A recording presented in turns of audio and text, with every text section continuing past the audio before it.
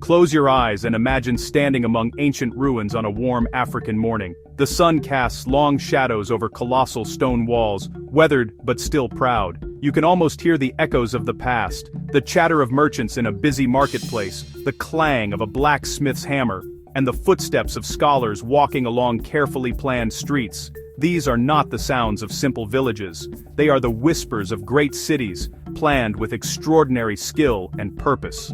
For too long, a common myth suggested that Africa was a continent without major urban centers before the arrival of outsiders.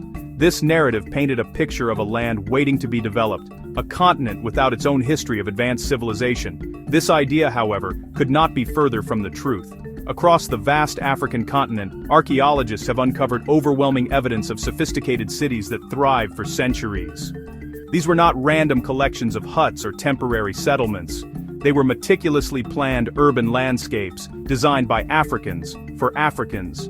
These cities were hubs of immense wealth, political power, and intellectual innovation. From the shores of the Mediterranean to the highlands of southern Africa, people were building complex societies with foresight and ingenuity. The ruins we see today are powerful testaments to this forgotten history, challenging us to look past the myths and see the continent's true, deep-rooted legacy of urban brilliance. The evidence is literally carved in stone and etched into the earth. We see it in the grand harbors of Carthage, engineered to control maritime trade and protect a powerful navy. We see it in the immense defensive walls of Kano, which stretched for kilometers to safeguard its citizens and its bustling markets.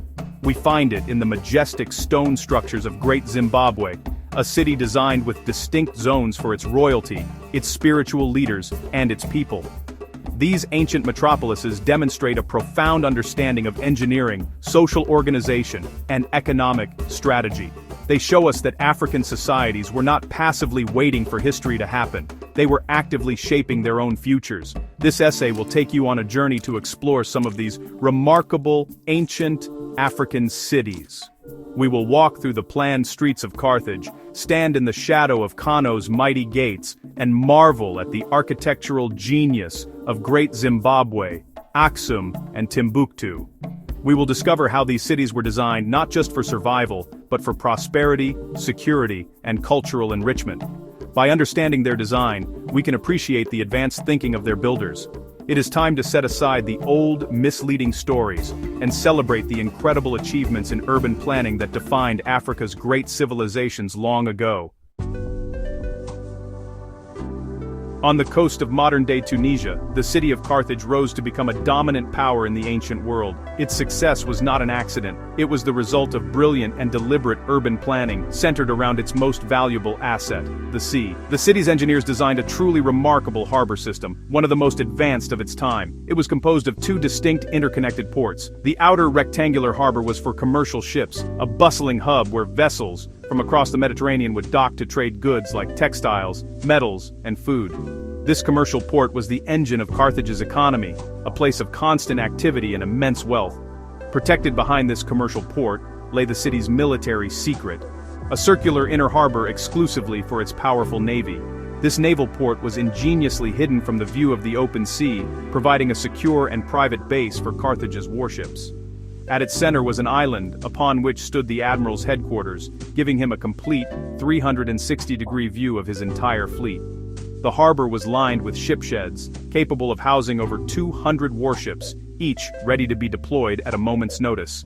This clever two-port design separated commerce from military affairs, allowing trade to flourish while keeping the city's defensive capabilities secret and secure, a strategic masterstroke in urban design. Beyond its harbors, the city of Carthage itself was a model of organized urban life. The city was built on a grid-like system, with streets intersecting at right angles, a feature that many European cities would only adopt centuries later. This layout made navigation simple and allowed for efficient allocation of space. Carthage was also zoned, meaning different areas were designated for specific purposes.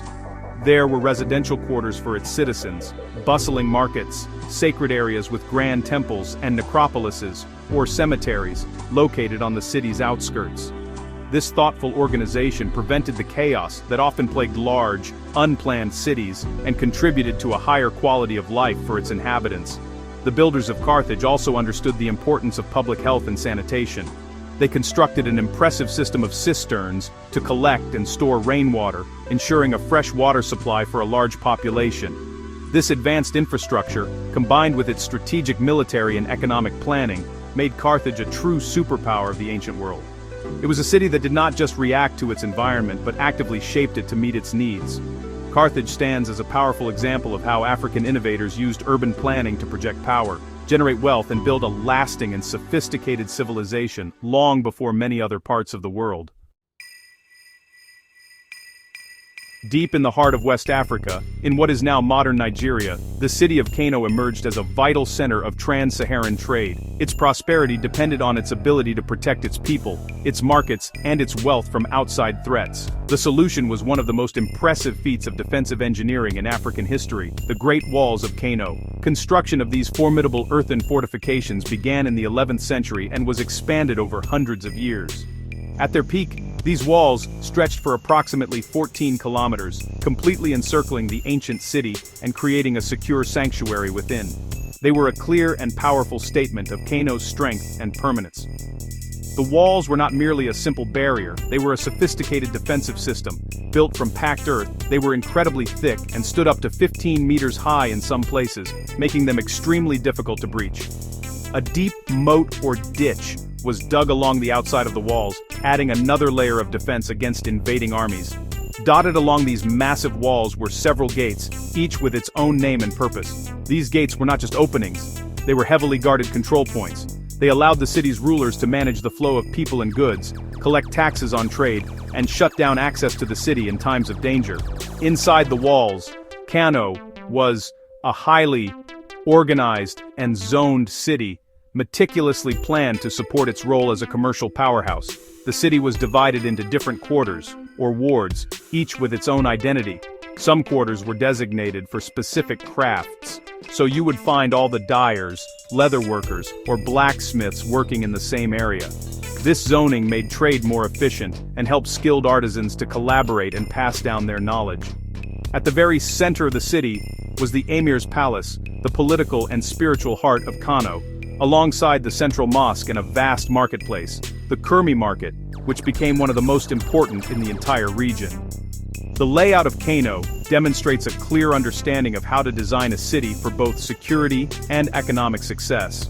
The walls provided the safety that merchants and craftspeople needed to thrive, while the internal zoning created a logical and efficient urban environment.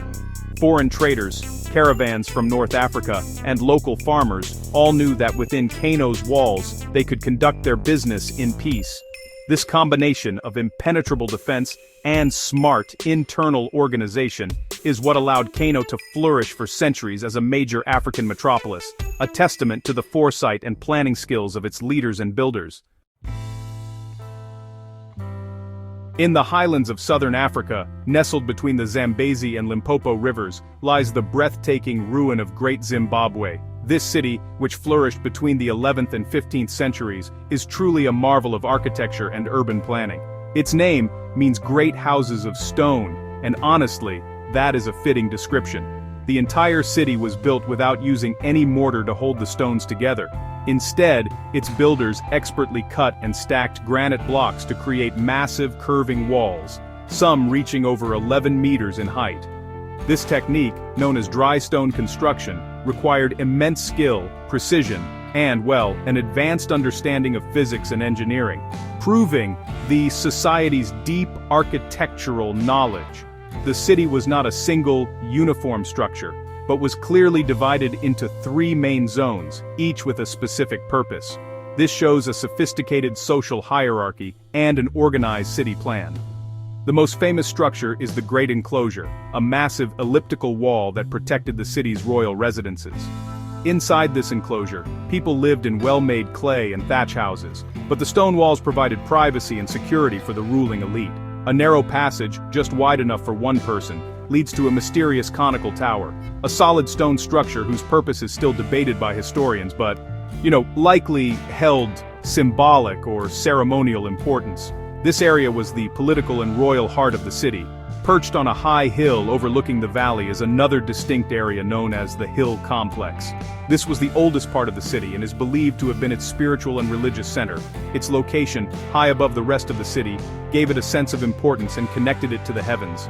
The rulers of Great Zimbabwe would have resided here in the city's early days, combining political and spiritual authority. The separation of this sacred complex from the royal residences and common areas below shows a deliberate effort to structure society and the urban landscape according to beliefs and power dynamics, a hallmark of advanced urban planning. Finally, the valley below the hill complex and outside the great enclosure was home to the majority of the city's population, which may have been as large as 18,000 people. Here, ordinary citizens lived in smaller family compounds, engaged in farming, cattle herding, and crafts. The wealth of Great Zimbabwe came from its control over regional trade, particularly in gold, ivory, and cattle. The city's strategic location allowed it to manage this trade, and its organized, zoned layout ensured that the society ran smoothly. Great Zimbabwe was not a fortress built only for defense. It was a sprawling, organized capital city, the center of a powerful African kingdom. In the highlands of what is now Ethiopia, the kingdom of Aksum rose to prominence as a major trading power connecting Africa with the Arabian Peninsula, India, and the Roman Empire. The city of Aksum, its capital, was a testament to this power and a showcase of intentional, urban design. The most striking features of Aksum are its giant obelisks, or stelae. These were massive single-piece stone towers carved to look like multi-story buildings, complete with false doors and windows. The largest of them, the Great Stele, would have stood over 33 meters high, making it one of the largest single-stone structures ever erected by humanity. These obelisks were not randomly placed. They marked the tombs of Aksumite royalty, acting as grand monuments in a carefully planned sacred district. The planning of Aksum extended beyond these incredible monuments. The city was situated along key trade routes, and its layout was designed to accommodate its role as an international commercial hub. Archaeological evidence reveals a sprawling city with distinct areas. There was a royal palace complex, residential areas for the general population, and designated industrial zones where crafts like pottery and metalwork were produced. The rulers of Aksum also built large reservoirs and dams to manage water, a critical piece of infrastructure for supporting a large urban population in a region with seasonal rains. Aksum's blend of monumental architecture, sacred spaces, and practical infrastructure shows a society with a clear vision for its capital city. Further west, on the southern edge of the Sahara Desert, the city of Timbuktu in modern-day Mali became a legendary center of trade and Islamic scholarship. Timbuktu's layout was also no accident. Its location was strategic, situated where the Niger River trade routes met the trans-Saharan caravan trails. The city's streets were designed to create a sense of order and to manage the flow of people and camels. Like Kano, it had gates that could be closed at night for security. The city was organized into distinct quarters, with one of the most famous being the Sankore Quarter, which grew around the prestigious Sankore University. This demonstrates a form of zoning based not just on crafts, but on intellectual pursuits. The architecture of Timbuktu was perfectly adapted to its desert environment, featuring buildings made of earth and wood, with flat roofs and ornate facades. The city's famous mosques, Sankore, Jingarabare, and Sidi Yahya, were not just places of worship but also centers of learning, housing vast libraries with hundreds of thousands of manuscripts on subjects ranging from astronomy to law. The planning of Timbuktu, with its emphasis on creating a secure environment for scholars and merchants, allowed it to become a beacon of knowledge whose fame spread all the way to Europe. Both Aksum and Timbuktu show us that ancient African cities were designed with a higher purpose, to be centers of faith, commerce, and intellectual life. When we look at the history of urban development, we often think of Rome with its aqueducts or Paris with its grand boulevards. Yet long before many European cities developed such features, African civilizations were leading the way in urban innovation. The sophisticated harbor engineering of Carthage, with its separate ports for military and commercial use, was a model of strategic design. The grid-like street plans and city zoning seen in North African cities like Carthage were advanced concepts that promoted order and efficiency.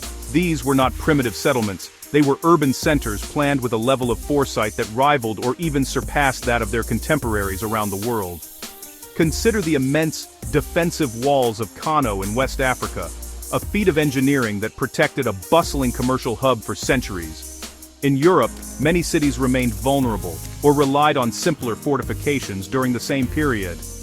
In southern Africa, the masters of Great Zimbabwe built a massive city of stone without mortar, demonstrating an architectural genius that was unique in the world. Meanwhile, the builders of Aksum quarried, carved, and erected colossal obelisks with a precision that continues to baffle engineers today. These African achievements were not copies of foreign ideas, they were homegrown solutions, born from African ingenuity and tailored to African needs. The story of these cities fundamentally challenges the outdated and incorrect notion that Africa was a continent without history or civilization. These urban centers proved that African societies were not just surviving, they were thriving, creating complex political systems, managing international trade networks, and fostering centers of great learning. The planned streets of Timbuktu, designed to accommodate both scholars and merchants, and the sacred, royal, and commoner zones of Great Zimbabwe, speak of societies with a clear and organized vision for their futures. They were building their world, on their own terms, with skill and confidence. Therefore, we must remember these cities not as silent ruins, but as vibrant hubs of human achievement. Carthage, Kano, Great Zimbabwe, Aksum, and Timbuktu are just a few examples of a continent-wide legacy of urban excellence. They are powerful symbols of Africa's contribution to human history.